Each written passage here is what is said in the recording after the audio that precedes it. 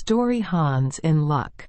Hans had served his master 7 years, and at last said to him, "Master, my time is up.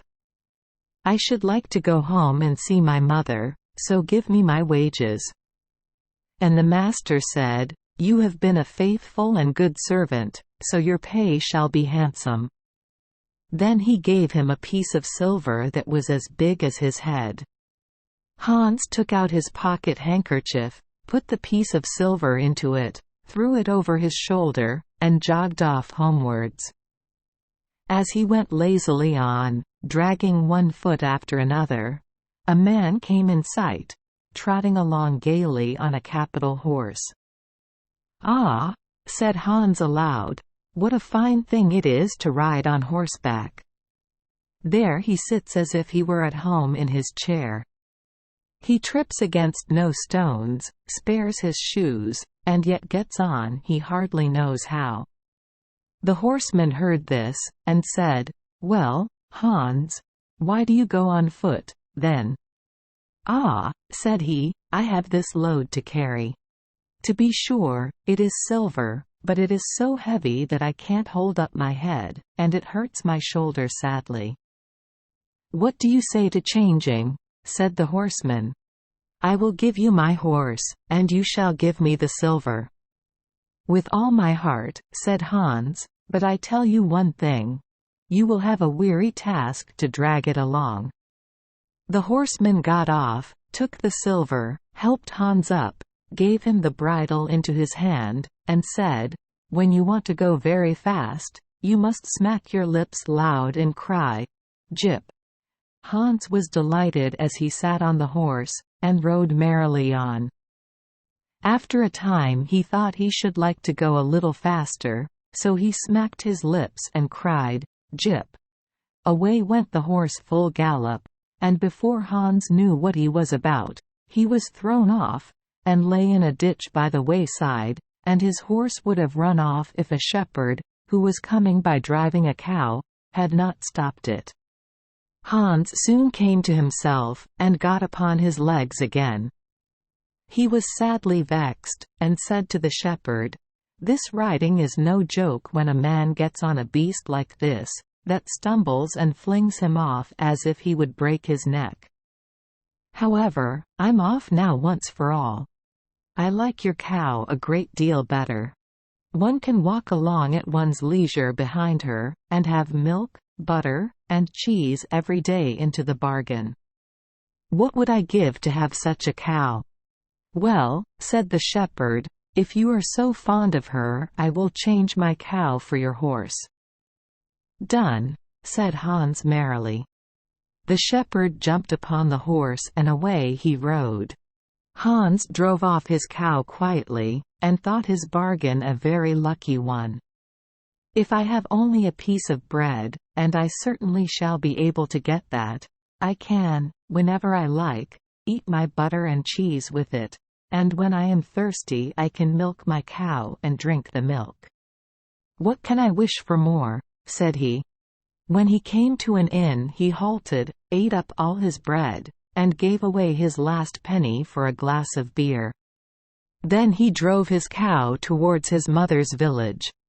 The heat grew greater as noon came on, till at last he found himself on a wide heath that it would take him more than an hour to cross, and he began to be so hot and parched that his tongue cleaved to the roof of his mouth. "I can find a cure for this," thought he. "Now will I milk my cow and quench my thirst." So he tied her to the stump of a tree, and held his leathern cap to milk into, but not a drop was to be had. While he was trying his luck, and managing the matter very clumsily, the uneasy beast gave him a kick on the head that knocked him down, and there he lay a long while senseless. Luckily, a butcher came by driving a pig in a wheelbarrow. "What is the matter with you?" said the butcher, as he helped him up. Hans told him what had happened, and the butcher gave him a flask, saying, "There, drink and refresh yourself. Your cow will give you no milk. She is an old beast, good for nothing but the slaughterhouse." "Alas, alas," said Hans, "who would have thought it? If I kill her, what will she be good for? I hate cow beef. It is not tender enough for me. If it were a pig, now, one could do something with it. It would at any rate make some sausages."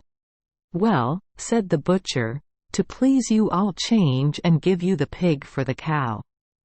"Heaven reward you for your kindness," said Hans, as he gave the butcher the cow and took the pig off the wheelbarrow and drove it off, holding it by a string tied to its leg. So on he jogged, and all seemed now to go right with him. He had met with some misfortunes, to be sure, but he was now well repaid for all. The next person he met was a countryman carrying a fine white goose under his arm. The countryman stopped to ask what was the hour, and Hans told him all his luck, and how he had made so many good bargains. The countryman said he was going to take the goose to a christening. "Feel," said he, "how heavy it is, and yet it is only 8 weeks old. Whoever roasts and eats it may cut plenty of fat off, it has lived so well." "You're right," said Hans, as he weighed it in his hand. "But my pig is no trifle." Meantime the countryman began to look grave, and shook his head. "Hark ye," said he, "my good friend. Your pig may get you into a scrape. In the village I have just come from, the squire has had a pig stolen out of his sty. I was dreadfully afraid when I saw you that you had got the squire's pig. It will be a bad job if they catch you, for the least they'll do will be to throw you into the horse pond." Poor Hans was sadly frightened. "Good man," cried he, "pray get me out of this scrape. You know this country better than I. Take my pig and give me the goose." "I ought to have something into the bargain," said the countryman. "However, I'll not bear hard upon you, as you are in trouble." Then he took the string in his hand and drove off the pig by a side path, while Hans went on his way homeward free from care. "After all," thought he, "I have the best of the bargain. First there will be a capital roast, then the fat will find me in goose grease for 6 months, and then there are all the beautiful white feathers. I will put them into my pillow, and then I am sure I shall sleep soundly without rocking. How happy my mother will be."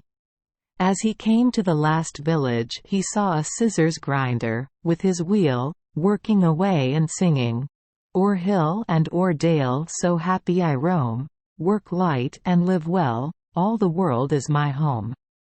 Who so blithe, so merry as I?" Hans stood looking for a while, and at last said, "You must be well off, Master Grinder, you seem so happy at your work." "Yes," said the other, "mine is a golden trade. A good grinder never puts his hand in his pocket without finding money in it. But where did you get that beautiful goose?" "I did not buy it, but changed a pig for it." "And where did you get the pig?" "I gave a cow for it." "And the cow?" "I gave a horse for it." "And the horse?" "I gave a piece of silver as big as my head for that." "And the silver?" "Oh! I worked hard for that 7 long years. You have thriven well in the world hitherto," said the grinder. "Now if you could find money in your pocket whenever you put your hand into it, your fortune would be made." "Very true, but how is that to be managed?" "You must turn grinder like me," said the other. "You only want a grindstone, the rest will come of itself. Here is one that is only a little the worse for wear. I would not ask more than the value of your goose for it." "Will you buy it?" "How can you ask such a question?" said Hans. "I should be the happiest man in the world if I could have money whenever I put my hand in my pocket. What could I want more? There's the goose. Now," said the grinder, as he gave him a common rough stone that lay by his side, This is a most capital stone. Do but manage it cleverly, and you can make an old nail cut with it." Hans took the stone, and went off with a light heart. His eyes sparkled with joy, and he said to himself, "I must have been born in a lucky hour. Everything I want or wish comes to me of itself." Meantime he began to be tired, for he had been traveling ever since daybreak. He was hungry too, for he had given away his last penny in his joy at getting the cow. At last he could go no further, and the stone tired him terribly, so he dragged himself to the side of the pond that he might drink some water and rest a while. He laid the stone carefully by his side on the bank, but as he stooped down to drink he forgot it, pushed it a little, and down it went, plump into the pond. For a while he watched it sinking in the deep, clear water, then sprang up for joy, and again fell upon his knees and thanked heaven with tears in his eyes for its kindness in taking away his only plague, the ugly, heavy stone. "How happy am I!" cried he. "No mortal was ever so lucky as I am." Then he got up with a light and merry heart, and walked on, free from all his troubles, till he reached his mother's house.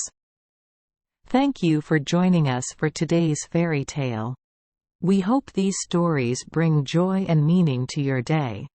If you love our channel, please hit the subscribe button so you won't miss any exciting tales. Wishing you a good night and sweet dreams. See you in the next story.